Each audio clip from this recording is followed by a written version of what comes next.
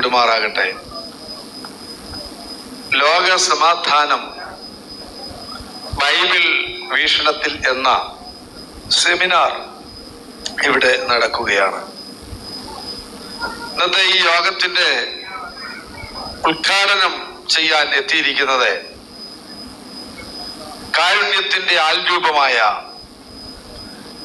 സ്നേഹത്തിന്റെ പ്രവാചക ശബ്ദമായ, എല്ലാ മതസ്ഥരും ഒരുപോലെ ആദരിക്കുകയും ബഹുമാനിക്കുകയും സ്നേഹിക്കുകയും ചെയ്യുന്ന പ്രിയപ്പെട്ട ഡോക്ടർ ഗീവർഗീസ് യോഹന്നാൻ അവറുകളാണ്. ചില വർഷങ്ങൾക്ക് മുമ്പാണ് പ്രിയപ്പെട്ട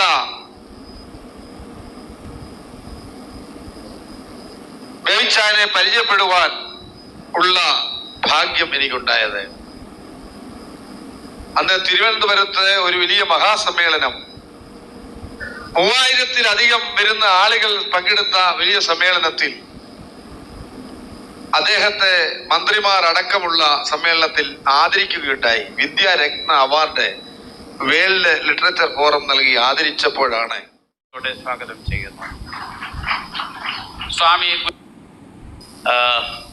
അമേരിക്ക, ട്രംപ് ഇന്ന് ഇറാനിൽ വന്ന് ഇസ്രായേലിനോടൊപ്പം ഇറാനെതിരായിട്ട് യുദ്ധം ചെയ്യുന്നു എന്നുള്ളതാണ്. അതിന്റെ ശരി തെറ്റുകളെ കുറിച്ചൊന്നും നമ്മൾ പറയാൻ നമ്മൾ യോഗ്യരല്ല. ആര് തെറ്റ് ആര് ശരി എന്ന് പറയാൻ നമ്മൾ ആരും അതിന് യോഗ്യരല്ല. അതിന് കാരണം അവരവർക്ക് അതിൻ്റെതായ കാരണമുണ്ടാകും. ഇത് നമ്മൾ എടുക്കുമ്പോൾ സത്യത്തിൽ അമേരിക്ക ഒരു സൈഡിൽ നിന്നുകൊണ്ട് ഇസ്രായേലിനെ സപ്പോർട്ട് ചെയ്യുന്നു എന്നുള്ളതല്ലാതെ അമേരിക്ക ഏതായാലും ഈ യുദ്ധത്തിന് ഇസ്രായേലിനെ സപ്പോർട്ട് ചെയ്ത് നിൽക്കുന്നു എന്നുള്ളതല്ലാതെ അപ്പുറത്തോട്ടൊന്നും അമേരിക്ക ചെയ്യുന്നതായിട്ട് എനിക്ക് തോന്നുന്നില്ല. ഈ ഇസ്രായേൽ എന്നുള്ള ഈ രാജ്യത്തെ ഭൂമുഖത്തിൽ നിന്ന് ഇല്ലാതാക്കാമെന്ന് തീരുമാനമെടുത്ത ചില ആൾക്കാർക്കെതിരായിട്ടാണ് ഇസ്രായേൽ ഇന്ന് സമരം ചെയ്യുന്നത്, യുദ്ധം ചെയ്യുന്നത്. യുദ്ധത്തിൽ മരണങ്ങളുണ്ടാവും, പ്രയാസങ്ങളുണ്ടാവും. ഇപ്പൊ ജോസ് പറഞ്ഞോണം, നമ്മളെല്ലാം ഗ്യാസ് ഇല്ലാത്തവരായി തീർന്നു, അടുക്കളയിൽ ഗ്യാസ് ഇല്ലാത്ത ഒരവസ്ഥയിലേക്ക് വന്നു. ഇതൊന്നും വലിയ കാര്യങ്ങളല്ല. ഗ്യാസ് ഇല്ലാതെയും ജീവിച്ച് പഠിച്ചവരാണ് നമ്മള്, അല്ലേ? അപ്പൊ ഇതൊക്കെ പറഞ്ഞാലും എത്ര ഗ്യാസ് ഇല്ലെന്ന് പറഞ്ഞാൽ ഇവിടുത്തെ മിനി വന്നല്ലോ, മിനി വന്നപ്പോ എല്ലാവർക്കും കാപ്പി കൊടുത്തു. അപ്പൊ മിനിക്ക് ഗ്യാസ് ഉണ്ട് കേട്ടോ, ജോസിനെ കൊണ്ട് ഗ്യാസ് ഇല്ലാത്ത. Everything is possible. എല്ലാം സാധിക്കണം. ഏത് സാഹചര്യം അനുസരിച്ച് നമ്മൾ ജീവിക്കാനായിട്ട് നമ്മൾ പഠിക്കണം. ഒന്നിനും ഒരു കുറവില്ല. ഒരൊറ്റ കാര്യം മാത്രം നമ്മൾ മനസ്സിൽ കണ്ടുവച്ചാൽ മതി. ലോകത്ത് നടക്കുന്നതിനൊന്നും നമ്മള് കാരണക്കാരല്ല. അതിനകത്ത് നമുക്കൊന്നും ഇടപെടാൻ യാതൊരു അവകാശവുമില്ല, സാധ്യതകളുമില്ല. അങ്ങനെയെങ്കിൽ ഇതെല്ലാം നമ്മൾ വിശ്വസിക്കുന്ന ദൈവത്തിൽ സമർപ്പിക്കണം. ദൈവ ഇഷ്ടം പോലെ നടക്കട്ടെ എന്ന് പറയണം. അതോടൊപ്പം ദൈവത്തോടെ മുട്ടിപ്പായിട്ട് നമ്മൾ പ്രാർത്ഥിക്കണം, ഇത് അവസാനിപ്പിക്കണമെന്ന്. ഞാൻ ഗൾഫില് ജോലി ചെയ്യുന്ന ഒരു മനുഷ്യനാണ്. ഈ ഗൾഫില് ജോലി ചെയ്യുന്ന കാശ് കൊണ്ടുവന്നാണ് ഇവിടെ ഓരോ കാര്യങ്ങളൊക്കെ ചെയ്യുന്നത്. അപ്പൊ അവിടെ ഞാൻ കൺസ്ട്രക്ഷൻ പണി ചെയ്യുന്ന, അതിനകത്ത് എന്തെങ്കിലും ലാഭം ഉണ്ടാക്കി അതിൽ നിന്നാണ് വരുന്നത്. ഇപ്പോ യുദ്ധമുണ്ടായപ്പം ഞാൻ വർക്ക് ചെയ്യുന്ന ഒമാൻ ഗവൺമെന്റ് ഭയങ്കരമായിട്ട് ശുക്രനടിച്ചു. കാര്യം എന്ന് പറഞ്ഞാൽ $60 വിറ്റോണ്ടിരുന്ന അവരുടെ പെട്രോൾ അവരിപ്പോ വിൽക്കുന്ന $145 വിൽക്കുന്നത്. ഇരട്ടി കൂടുതൽ അവർക്ക് ലാഭമായി. അപ്പം യുദ്ധം പലർക്കും ലാഭമാണ്, പലർക്കും നഷ്ടമാണ്. അപ്പോ ഈ എന്നെ സംബന്ധിച്ചിടത്തോളം ഞാനൊരു കൺസ്ട്രക്ഷൻ കമ്പനി നടത്തുമ്പോൾ ഒരുപാട് സാധനങ്ങൾ നമ്മൾ വെളിയിൽ നിന്ന് വാങ്ങിക്കാനുണ്ടാവും. ഈ സാധനങ്ങൾ പലതും മേടിക്കുമ്പോൾ എല്ലാറ്റിനെയും 20%, 30% വരെ ആൾറെഡി കൂട്ടിക്കഴിഞ്ഞു. അങ്ങനെ വരുമ്പോ എന്താ എനിക്ക് സംഭവിക്കുന്നതെന്ന് പറഞ്ഞ് ചോദിച്ചാൽ, കിട്ടുന്ന ലാഭത്തിൽ നിന്ന് ഒത്തിരി കുറവ് വരും. ഒരു പ്രതീക്ഷ മാത്രം ഉണ്ടായിരുന്നാൽ മതി. ദൈവം തമ്പുരാൻ അടുത്ത ഒരു സാഹചര്യം നമുക്ക് തരുമെന്നുള്ള വിശ്വാസത്തിൽ ഈ യുദ്ധങ്ങളെല്ലാം മാറും. നല്ലൊരു അന്തരീക്ഷം നമുക്കുണ്ടാവും, നല്ലൊരു സമാധാനം നമുക്ക് സമാധാനക്കേടൊന്നുമില്ല. ദൈവസത്യത്തിന് വിടുക, നമുക്ക് കുഴപ്പമൊന്നുമില്ല, അല്ലേ? കുഴപ്പമൊന്നുമില്ലല്ലോ, ഒന്നുമില്ല.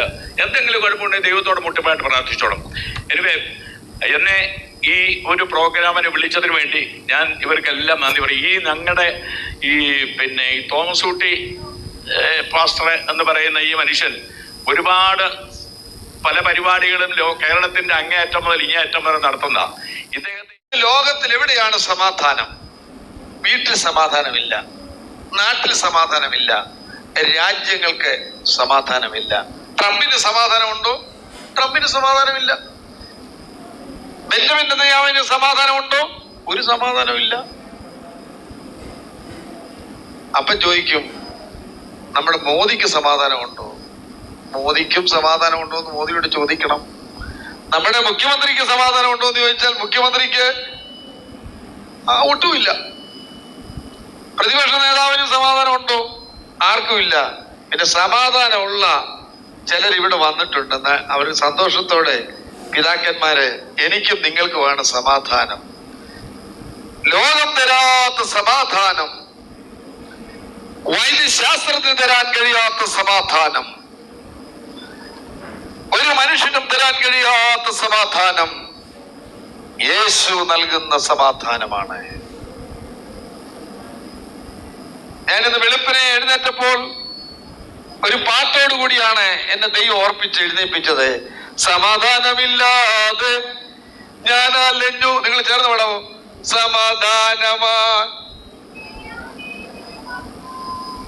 സമാധാനമില്ലാതെ ഞാൻ അലഞ്ഞു, യേശു സമാധാനമായി എന്റെ അരികിൽ വന്നു. അവൻ എന്നെ അണച്ചു, അവൻ എന്നെ താങ്ങിതൻ പൂജാബലത്ത എന്നെ നടത്തിടുന്നു. എന്നെ അണച്ചു, ചേർന്ന് പാടിയട്ടെ. താങ്ങിതൻ പൂജാബലത്ത എന്നെ നടത്തിടുന്നു. സമാധാനമില്ലാതെ ജീവിക്കുന്ന ആളുകൾക്ക് ട്രംപിനോ ലോകത്തിലെ ഒരു രാഷ്ട്രങ്ങൾക്കോ സമാധാനം നൽകാൻ കഴിയത്തില്ല. യേശുവിന് മാത്രമാണ് നമ്മുടെ ജീവിതത്തിൽ സമാധാനം നൽകുവാൻ സാധിക്കുന്നത്. യേശു പറഞ്ഞു, എന്റെ സമാധാനം ഞാൻ നിങ്ങൾക്ക് തന്നേച്ചു പോകുന്നു, അത് ലോകം തരുന്നത് പോലെയല്ല. വേദോസ്തത്തിൽ വാക്യമുണ്ട്, ഞാൻ വിശദീകരിക്കുന്നില്ല. സമാധാനം ഉണ്ടാക്കുന്നവർ ഭാഗ്യവാന്മാർ, അവർ ദൈവത്തിന്റെ പുത്രന്മാർ എന്ന് വിളിക്കപ്പെടും. ഞാനിവിടെ ഇത് പ്രസംഗിച്ചാൽ സുവിശേഷ പ്രസംഗമായി പോകും. അതുകൊണ്ട് എനിക്ക് പ്രസംഗിക്കാതിരിക്കാനും ഒക്കത്തില്ല, ഞാൻ സുവിശേഷകനായതുകൊണ്ട്. പ്രിയപ്പെട്ടവരെ, മുമ്പേ പ്രിയപ്പെട്ട ബേച്ചാൻ സൂചിപ്പിക്കുകയുണ്ടായി. എന്താണ്? യുദ്ധങ്ങൾ. ഒറ്റ ദിവസം കൊണ്ട് രാഷ്ട്രം ഉണ്ടാകുമെന്നും ഒറ്റ ദിവസം കൊണ്ട് ജാതി ഉണ്ടാകുമെന്നും വിശുദ്ധ ബൈബിളിൽ എഴുതിയിട്ടുണ്ട്.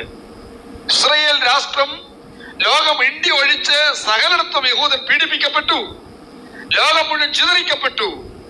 ബൈബിളിൽ എഴുതിയിരിക്കുന്നത് പോലെ ഇസ്രായേൽ ഒറ്റ ദിവസം കൊണ്ട് ഉണ്ടായ രാജ്യമാണ്. വിവരിക്കാൻ പോകുന്നില്ല. ഒറ്റ ദിവസം കൊണ്ട് ജാതി ഉണ്ടാകും, ഒറ്റ ദിവസം കൊണ്ട് രാഷ്ട്രം ഉണ്ടാകുമെന്ന് ബൈബിളിൽ എഴുതി വെച്ചപ്പോൾ എല്ലാവരും എങ്ങനെ സംഭവിക്കുമെന്ന് വിചാരിച്ചു. ഒന്നാം ലോകമഹായുദ്ധവും രണ്ടാം ലോകമഹായുദ്ധവും അതിന് വഴിതെളിച്ചു. രണ്ടാം ലോകമഹായുദ്ധത്തിൽ വൈസ്മാൻ എന്ന യഹൂദ ശാസ്ത്രജ്ഞനോട് ചോദിച്ചു, നിനക്ക് എന്ത് സമ്മാനം വേണമെന്ന്. അവൻ പറഞ്ഞത് ഇങ്ങനെയാണ്, എനിക്ക് എന്റെ സ്വന്തം രാജ്യം മതി. അങ്ങനെ ഒറ്റ ദിവസം കൊണ്ടാണ് ഇസ്രായേൽ രൂപം കൊണ്ടത്. പ്രിയപ്പെട്ടവരെ, ഞാൻ അതിലേക്കൊന്നും പോകുന്നില്ല. യുദ്ധങ്ങളും ക്ഷാമങ്ങളും ഭൂകമ്പങ്ങളും ഉണ്ടാകുമെന്ന് വിശുദ്ധ ബൈബിളിൽ വ്യക്തമായി രേഖപ്പെടുത്തിയിട്ടുണ്ട്. അതുകൊണ്ട് വേദപുസ്തകം പറയുന്നു, ഇതൊന്നും കണ്ടിട്ട് നിങ്ങൾ ചഞ്ചലപ്പെടരുത്. ഇത് ഈറ്റുനോവിന്റെ ആരംഭമാണ്, അന്ത്യകാലത്തിന്റെ ലക്ഷണമാണ്. ഈ ഇന്ന് നടക്കുന്ന സകല സംഭവങ്ങളും ബൈബിളിൽ എഴുതി വെച്ചിട്ടുണ്ട്. മോദി ചുമ്മാതല്ല ഇസ്രായേലിലേക്ക് പോയത്. വലിയ സംഭവങ്ങൾ ലോകത്തിൽ ഇനിയും നടക്കാൻ പോവുകയാണ്. ഞാൻ വിവരിച്ചു മുമ്പോട്ട് പോകുന്നില്ല. പ്രിയപ്പെട്ടവരെ, ലോകത്തിന് നൽകാൻ കഴിയാത്ത സമാധാനം യേശുവിന് നൽകാൻ കഴിയും. നമുക്ക് ഈ ലോക രാജ്യങ്ങളിൽ ഉണ്ടാകുന്ന ഈ വലിയ വിപത്തിനെതിരെ നമുക്ക് പ്രാർത്ഥിക്കാം. പ്രിയപ്പെട്ടവരെ, സമാധാനം കൈവരാൻ വേണ്ടി നമുക്ക് പ്രാർത്ഥിക്കാം. എല്ലാ ട്രംപിന് നല്ല ബുദ്ധി കൊടുക്കാൻ ഒക്കെ നമ്മൾ പ്രാർത്ഥിക്കുമ്പോൾ നല്ല ബുദ്ധി ലോക രാഷ്ട്ര നേതാക്കന്മാർക്ക് ഉണ്ടാകുകയും പ്രാർത്ഥന കൊണ്ട് സാധിക്കാത്ത ഒരു കാര്യമില്ല.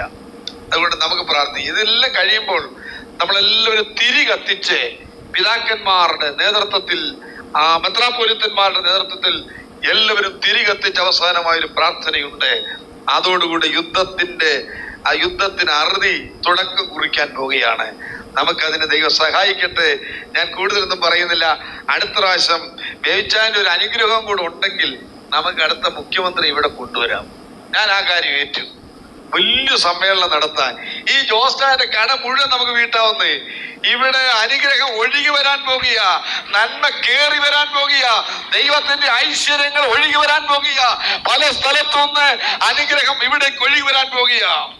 ഞാൻ ഒത്തിരി അത്ഭുതം കണ്ടിട്ടുള്ള മനുഷ്യനാണ്. ഇപ്പൊ 2020 റാന്നി സ്ഥാനാർത്ഥി 2020 എന്നെ സിൽവാനോസ് പിതാവ് ചോദിച്ചു, 2020യുടെ കൂടെ നിൽക്കുന്ന ഒരു പടം കണ്ടല്ലോ എന്ന് ചോദിച്ചു. ഞങ്ങൾ അവിടെ ചെന്നതേ ഉള്ളൂ. 2020 ഇവിടെ സ്ഥാനാർത്ഥി റാന്നി കൊണ്ട് നിർത്തി. അപ്പൊ മനസ്സിലായല്ലോ, നമ്മൾ ചെല്ലുന്നിടത്തൊരു അത്ഭുതം ദൈവം ചെയ്യും. പ്രിയപ്പെട്ടവരെ, അത്ഭുതങ്ങളുടെ ദൈവം ഈ ആശ്രയ സംഗതത്തിലുണ്ട്.